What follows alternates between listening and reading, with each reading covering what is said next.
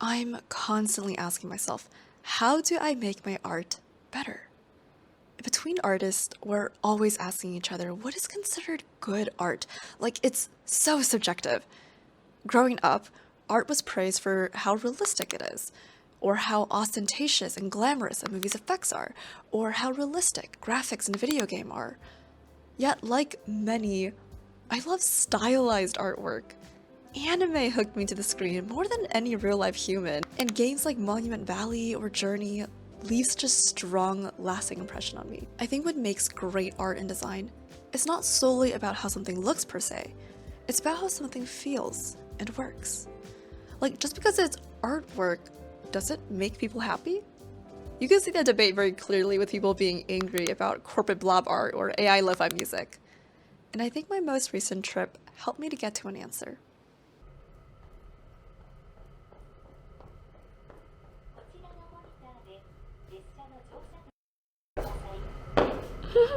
Cute! So I was inspired to go to Japan because earlier this year, I was completely bedridden due to a surgery, and the only anime that gave me any solace was Yuru Camp. It's this super simple anime about girls camping, and that's it, that's all they do. They just camp, they cook, they sit in onsens, and it's chicken noodle soup for the soul. And so, inspired by them, I am flying to Hokkaido, the northernmost part of Japan, to also, like them, sit in an onsen. And my friend Yue agreed to meet up with me in the very north of Hokkaido. Our feet are crunching on snow. The snow is so thick that it basically makes like all of the rocks like into dapples. And the thick snow piling on top of like tiny little like stone shrines and stone lanterns is the most like anime thing that I've ever seen in my life, and I'm like, but I'm here! It's real! When I was first studying art, I always thought that the best artwork was the most complex. Like, the more detail something has, then the better it has to be. Whether that's ornate gothic Lolita dresses, or illustrations with flowers and details that literally cover every single inch. But nowadays, when I look at, for example, AI art, it's so oversaturated with details, and details that can be made in the blink of an eye. And the truth is that with time, I found overly detailed art to be quite overstimulating. I like them still, but something did feel like it was missing. Wow, look at that. It's gorgeous. When I was in Japan, I noticed that there is a culture of care in everything. There is a strong emphasis in prioritizing the craft, not how expensive you can price something or not how lavish it looks, but rather how can we perfect it for its purpose. From paper and ink to suitcases, like for example, even my planner that I use, a Hobonichi, a Japanese planner, it uses special Tomoe river paper that is engineered to not bleed and yet be incredibly thin and satisfying to the touch to use. And they spent years just deciding on this paper. Everything else, like tiny details in society, are built with care in mind and built with craft in mind, and everyone plays a part. Transportation feels safe and accessible. Like, I never once felt like I was in peril, and I felt like I could always ask someone for help. When you sit on a train, the seats are heated to keep you warm. And oh my god, their restrooms. Japan is the one country where I feel like they actually put the rest in restroom, whereas in every other country, I swear to god, I'm fighting for my life in a rest room. But anyways, you can buy affordable healthy food in convenience stores, and the packaging makes it so easy to open. Raving about Japanese packaging here, but just take the tab and then rip it off like this. Able to open the package from there. Just that little bit of care makes opening this singular egg so nice. When I interact with people, they are so kind, and customer service is always top notch. So when I went to the department store, I said that, oh, I would like to buy these handkerchiefs. And then when they found out it was a gift, they literally treated each one as if it was like a sacred child from God, and then individually wrapped each and every single one, and then even added this tiny little bow on top of it. Oh, and of course, food just hits different in Japan.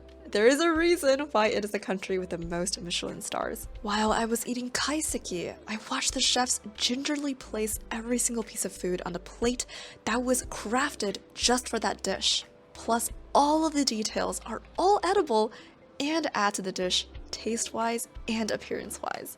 Or eating ramen in an alley where these chefs have been cooking the same bowl of ramen for years, mastering their craft to perfection. This bowl costs a lot less than kaiseki, but it honestly tasted just as delicious. The fire from the chef's wok, I tasted it right in the soup.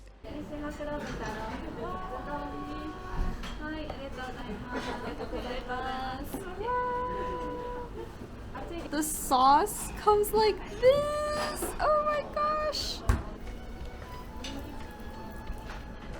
One of my favorite experiences is eating ekiben, which is a cold bento you buy when you board a Japanese train. The bento isn't anything fancy, but each food is placed in quadrants and even comes with some little toothpicks, as if a family member lovingly packs it for you. Oh look, the caution signs are all penguins! That's so cute! And these small details add up little by little and ultimately contribute to an absolutely wonderful experience. For example, like an egg, I can eat an egg in America, but these small things and the small little details, it just make me feel better, and I almost feel a physical difference in my body. And wouldn't you prefer to have a more fulfilling experience out of everything in life?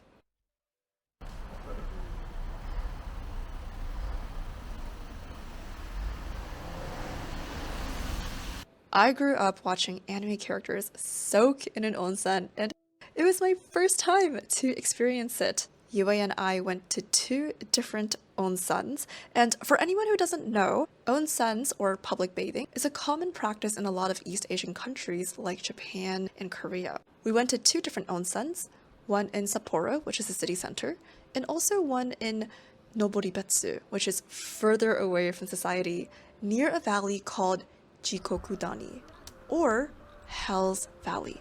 The second onsen is a very quaint establishment, but even here, it felt welcoming the moment you step in. They take your luggage and wipe it down, and though their space may not be lavish, it is filled with ornaments made by hand and care. There's so much care and love put into everything. So for example, all of the rooms have artwork, like a vase and a cup, and also a piece of fabric that is embroidered onto it. And this kind of stuff, like, you cannot manufacture this. The rice paper they use to cover the walls, like, there's artwork on them. The bathrooms all feature wooden handles so that when you grab it at night, it's not cold and it won't make your hands super cold. They have carvings on the wood. And these are all the things that human beings have to have done. Like, you just can't have a machine manufacture all of this by itself.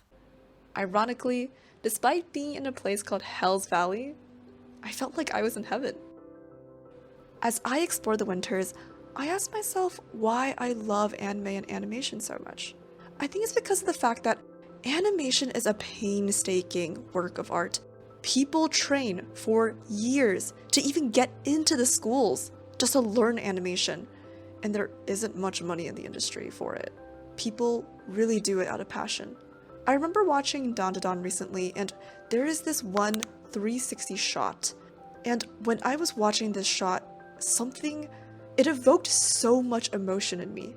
I think this is the reason why certain moments in anime or animation really resonate with us as human beings, because animation is such a grueling craft.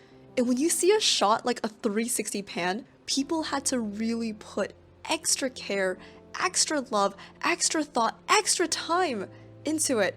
And I think that is the reason why I felt so emotional seeing it, because so many other people put their blood, sweat, and tears into it.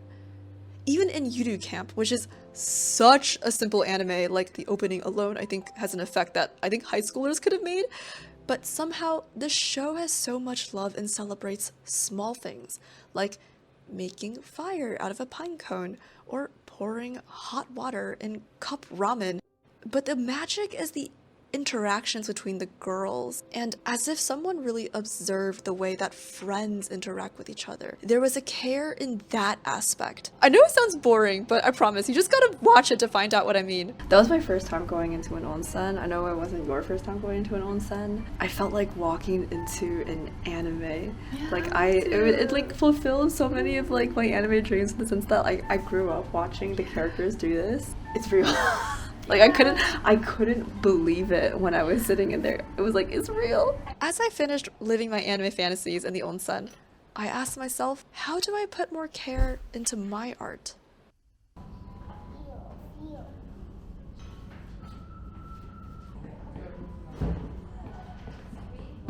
For artists, I think it doesn't mean we have to do something drastic, like spend 1,000 hours on a piece of art. But I do think it means being more thoughtful. For me, when sketching, it's thinking about small, intricate things, details like buttons, plaid designs. What is the material of the thing that I am drawing? And also, how do I evoke a better emotion instead of just drawing exactly what is in front of me? Do you feel like how do you feel when something like you feel like something is like taken care of? Like when you see like a roll of toilet paper that's like folded, like how do you feel when you see something like that? I feel like someone really put a lot of attention and care into doing it, and it just feels good. Like it's not something that's necessary for us to use the bathroom or like to survive or anything like that, but it just makes life better. It's such a small thing, but it just makes things better. Like what if one artist puts in a lot of care and then the other person puts in like not care, but they both put in the same exact time? Like, do you think as an artist you can actually tell who put in the care? Yeah, in that case, I feel like you would be able to tell because perhaps the artist that has put more care into their work, you would resonate with it more because the artist is actively trying to communicate with you through the piece instead of just creating something for themselves to enjoy. And like for example, when I do a piece, I like to really consider like what fabric is this person wearing? Is it heavy? Is it soft? What kind of flowers is present in the image? And also what is the meaning of that? Like I'm curious, like what are some of the tidbits that you put into your pieces for love and care? I think for me, I try to kind of bottle up some feelings or emotions, or like an atmosphere. So it really helps if it's like relates to like a memory of mine or someplace I've been. I try to bottle that up and put that into my artwork so that someone else can like enjoy that same feeling. I think that's genuinely a form of love and care, like you bottling up that emotion and hoping that someone else feels that same emotion. Because I feel like when I see your artwork, it's a very like calming, soothing, kind of ethereal emotion. So where do you get like what like I don't know. Do you feel calm and ethereal all the time? Or do you feel like, I just want to give this to people? No, I definitely don't feel calm and ethereal all the time, but it's definitely like I really appreciate feeling that way. Like the moments when I do, I really like to relax and like feel at peace. And so I'm like, it would be wonderful if I can share that with other people.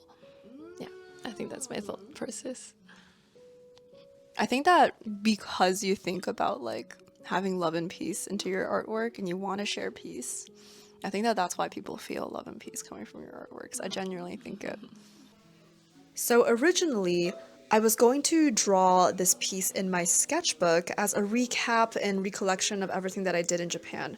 However, as soon as I got back, the LA fires happened, and instead I decided to pivot and make this piece an entire painting that would be then dedicated to an exhibition and sold for charity. So all proceeds from this piece and also any prints made of it would go directly to the victims from the LA fire. Because every single time that any artwork is ever made, there's always questions about what materials did you use? Well, do not fear, I got you. So, starting off, I use a Staedtler pencil. This is a 3H, and then for my eraser, I like to use the Pentel High Polymer Eraser. I don't think that these are like life-changing, but they are solid and will never let you down. After that, in terms of colored pencil, I use a couple of different ones, but definitely my recommendation is Prismacolor. Sorry, there's just no other colored pencil that I've tried, at least so far, that can beat Prismacolor. Now, as for the paints, so these are known as poster paints, and they are from Japan and are the exact same paints that Studio Ghibli uses for their background paintings. But the one difference between this and gouache is that this, like the brightness of this, is so good. I feel like gouache, when you use gouache, it dries a lot darker than the original color, but as long as you have the paint opaque to like 50% and higher, the color is pretty much like exactly the same as you would see. So I'm gonna add like some pinks here. But as you can see, like, I'm not sure if you can see it on camera, but the pinks are so bright and they do not darken. Honestly, that is the reason why I don't use gouache anymore. I just use these poster paints. And they have changed at least like my game when it comes to traditional painting.